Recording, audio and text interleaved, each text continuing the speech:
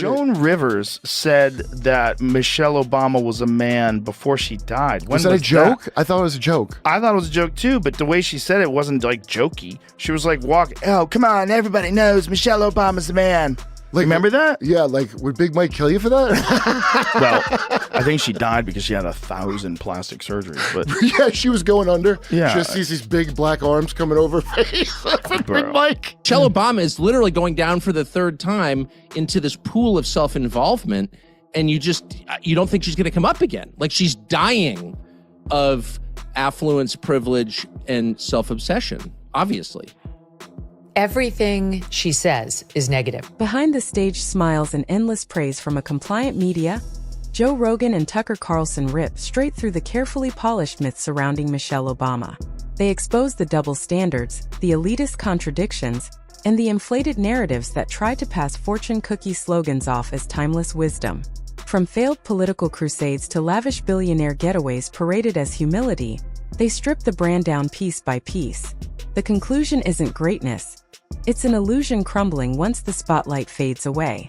Michelle Obama, we're sad to tell you, has menopause. It's not clear where she caught it. Maybe there was an outbreak in Edgartown, but it's bad. You have this slow creep. You have this slow creep. And no, she's not talking about Joe Biden here, who is technically one of the slowest creeps in America. She's talking about her own thighs. Now, why is Michelle Obama telling you about her menopausal thighs on a TV show? Possibly because she's a crazed narcissist who thinks her own thighs are interesting to you. And for years, Michelle Obama has been packaged as America's untouchable queen of inspiration. But Joe Rogan and Tucker Carlson tearing into her feels like stripping the shiny wrapping off a product that never really delivered. Rogan batters her image with blunt sarcasm, while Tucker cuts through the media's layers of hype with razor-sharp precision. And together they reduce the Obama brand to the political equivalent of a soggy motivational poster forgotten in the rain. I've been watching clips from her podcast over the past couple of weeks. Everything she says is negative. I mean, you would never know you are hearing from a woman who is first lady for 8 years, has become probably a billionaire by this point, is out on David Geffen's yacht every other summer, her estate in Martha's Vineyard, her daughters who went to these Tony schools. You would think you were listening to somebody basically like the wife of a George Floyd. And she's never gotten over whatever grievance she had growing up. I love how the soundbite begins.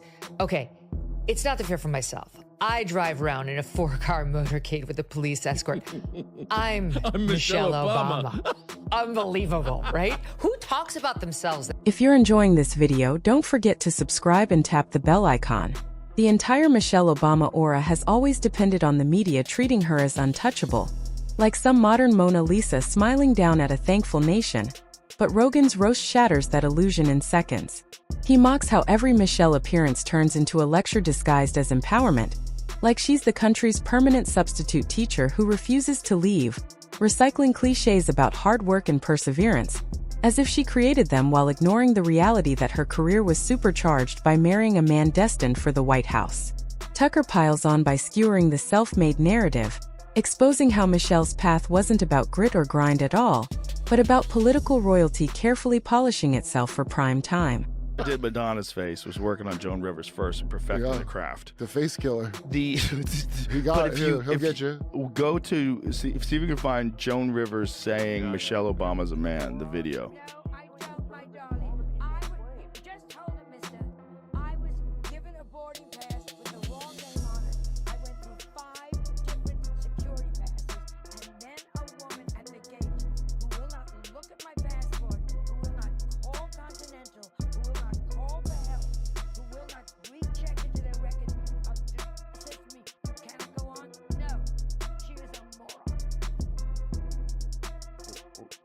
What? That had nothing to do with that, Jamie.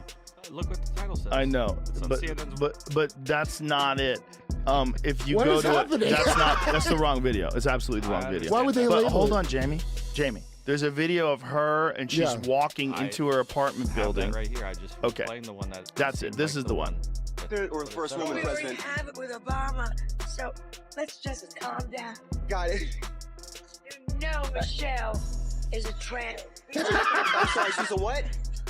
A transgender. We all know. Oh my gosh. That's pretty funny how she said it. Okay, we all know it. So what year was that, Jamie, that she said that? I have no idea. The fixation on Michelle's fitness crusades handed Tucker a loaded arsenal, and he wasted no time unloading on the notorious school lunch program that left kids staring at limp lettuce and rubbery mystery patties. Billed as a revolution in healthy eating, it instead sparked an avalanche of memes about cafeteria starvation. Rogan cracked up at the irony, mocking how Michelle strutted around flaunting kale like she had personally cured childhood obesity, all while students quietly swapped her salads for greasy pizza slices under the table. Tucker twisted the knife further, noting how elite circles showered her program with praise while the reality on the ground was kids gagging through their so-called balanced meals. Yet another case of Washington elites dictating what's best, while being hopelessly out of touch. Millions, because this is the safest country for everybody, no matter what your color is, or it was in any case. So like that's just so old-fashioned. I mean, it's really like you expect her to say, "Let me fax you my thoughts on this," because it's just like she's so out of it. The second thing is that like we always beat up on rich white ladies because they're the most disruptive force in America, but that's unfair. It's not about color. There's something about the people with the most in our country that's really poisonous. They're the unhappiest, they're the most restless, they're the most self-involved. Michelle's carefully crafted status as a fashion icon wasn't spared either. Rogan ridiculed how the media gushes over every outfit she wears, treating a speech on school reforms like it's a Paris runway show. He ripped into the endless Vogue covers and glowing photo shoots, dismissing them as PR overkill for someone who simply isn't that compelling. Tucker doubled down, blasting the fixation on her wardrobe as a shallow smokescreen to hide the emptiness beneath. If the clothes are the headline, he argued, it's only because the message behind them isn't strong enough to stand on its own. Joe Rogan is calling out Oprah and Michelle Obama for hypocritical speeches at the DNC. Watch. She's up there talking about income inequality. Like, hey, lady. Yeah, I know. You're rich as like, how is that equal? And also, when Michelle Obama was saying, I think she was saying her mother or grandmother was always suspicious of people who took more than they needed. Yes. Like, you are worth so much money. Take more than they need. The Obamas have 4 mansions. But nothing cracked Rogan up more than the talk of Michelle running for president. He mocked the fantasy of liberals dreaming about an Obama sequel nobody ever requested, pointing out that Michelle has 0 political accomplishments, 0 governing experience, yet somehow gets sold as democracy's last hope. Tucker dug even deeper, saying the whole idea proves just how barren the Democratic bench really is. When the best future plan is recycling a spouse, that's not leadership, that's nostalgia theater. Her endless memoirs and stadium tours took fire too. Rogan laughed at the hypocrisy of preaching humility, while raking in millions from book deals stuffed with recycled motivational fluff draped in Obama glow. Tucker hammered the point home, skewering how every book becomes a bestseller, not because the public craves her wisdom, but because elites force-feed her as a cultural monument. In truth, it isn't inspiration. It's compulsory adoration dressed up as literature. Not run for president. Yeah, I've heard you say I think Michelle should run. She could win. She could win, I think. I think if she ran, she could win. Do you ever run for office? No. I have to ask you. No kind of office. No. I don't think she wants that, though. No, I don't think she wants that in her life. Just- The bull that they dealt with over the 8 years when he was president. Because I've got these 2 young people at home. Being the kids, the daughters of a president, just think about it. Not so easy. That job for anybody that really would be really good at it. Yeah, I trust the person who doesn't want the job more than the person who wants the job. It's not something that I'm interested in or would ever do, ever. The role model myth was another easy target for Tucker, who tore into how Michelle is sold as the ultimate inspiration for young women, yet her speeches are nothing but polished platitudes dressed up as empowerment. Rogan piled on, mocking the idea that she's some fearless trailblazer when all she really did was play it safe, standing in Barack's media-proof shadow and smiling on cue. Tucker sharpened the blade with *. Michelle's brand is a performance, polished to perfection, crafted to distract from how little substance there really is.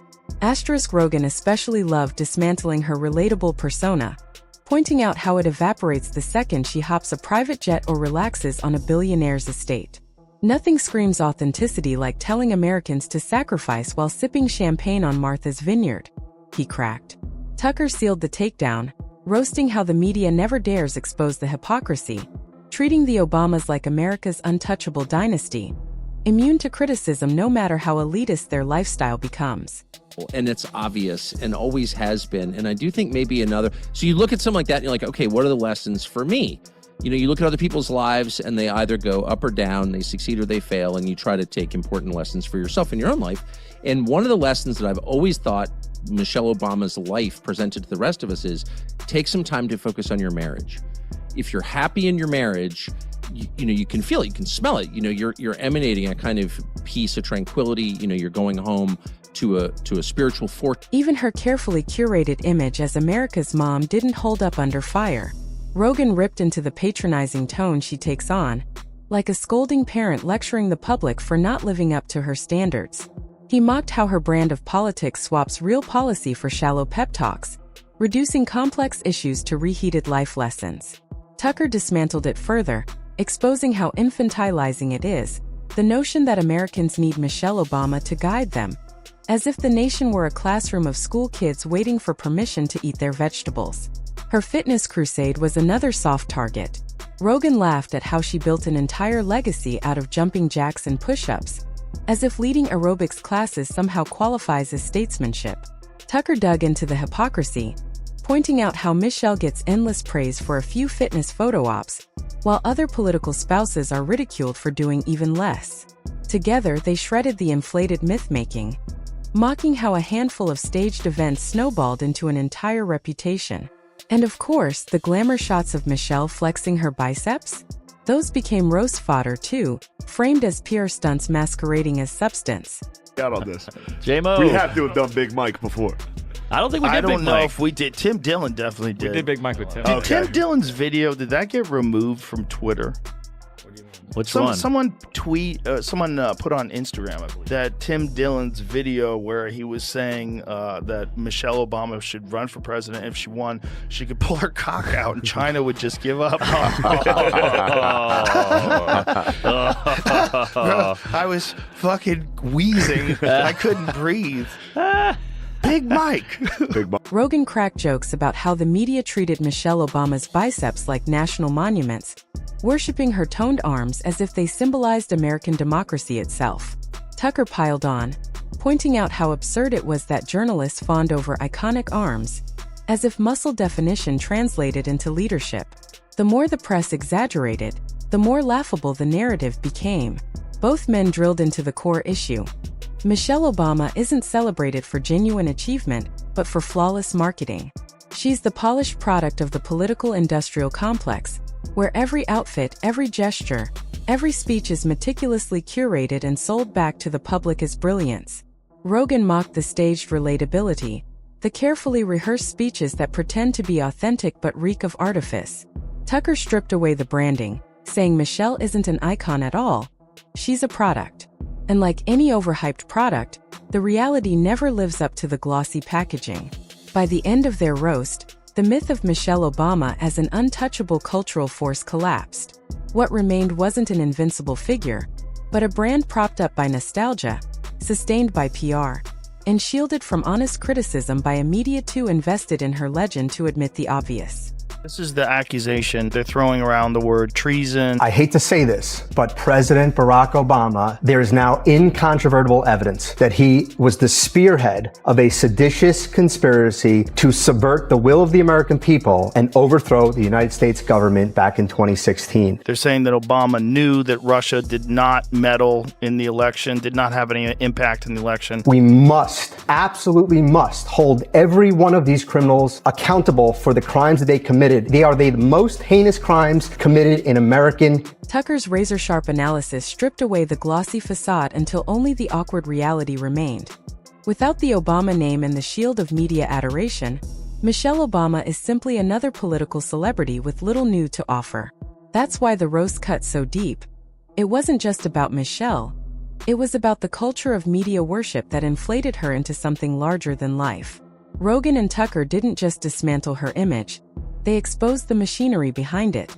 The myth shattered, the polish wore off, and what was left was a figure more brand than substance.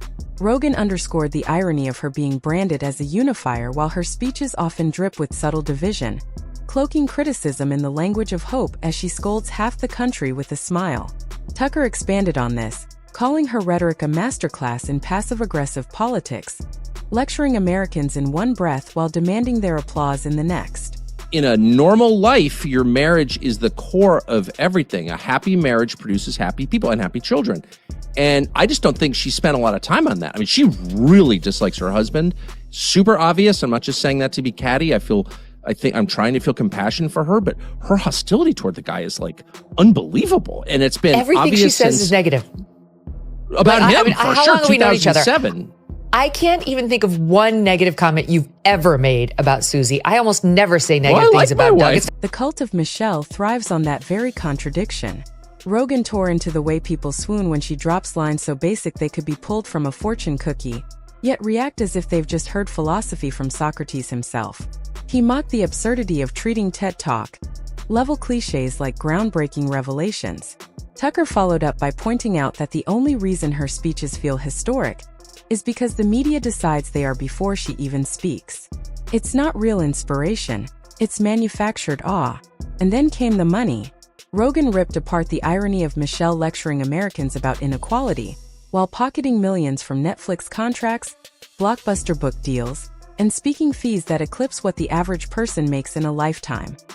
He skewered the idea of her being relatable, joking that the only decisions she relates to now are which mansion or billionaire estate to vacation in next. Tucker cut sharper still, exposing how the Obamas built a sprawling post-White House empire while still parading as outsiders fighting for the common person. The hypocrisy is so glaring, it practically demands ridicule. To see everybody having a good time, the country's almost back to normal before World War III. COVID was just so strange. We lost a lot of people during COVID, and most of them are still alive. Yeah. Before COVID, I would have told you that vaccines are the most important invention in human history. After COVID, I'm like, I don't think we went to the moon. I think Michelle Obama... Even Michelle's cultural influence wasn't safe. Rogan cracked up at how Hollywood celebrities practically compete to call her an icon. Like it's a box they have to check to keep their careers intact. He mocked the absurdity of Michelle's playlist picks or outfit choices being treated like breaking news, roasting journalists for breathlessly covering details so mundane they barely qualify as social media filler. Tucker took the sharper edge, tearing into the desperation of a political movement that clings to Michelle as its cultural mascot because without her, the brand loses its glow. And then came the 2028 jokes. Rogan said the idea of Michelle suddenly caring about policy is about as believable as her stepping into the UFC octagon. The exaggeration is so ridiculous it collapses under its own hype. Tucker pressed further, exposing how Michelle's legacy isn't rooted in real achievements, but in relentless image management. Every piece of her brand, her speeches, her style, her public moments, has been polished, packaged, and sold as if it were greatness itself. But once that glossy shine gets stripped away, what's left is the uncomfortable reality. Michelle Obama isn't a leader. She's a carefully curated celebrity, thriving in a system that rewards symbolism over substance.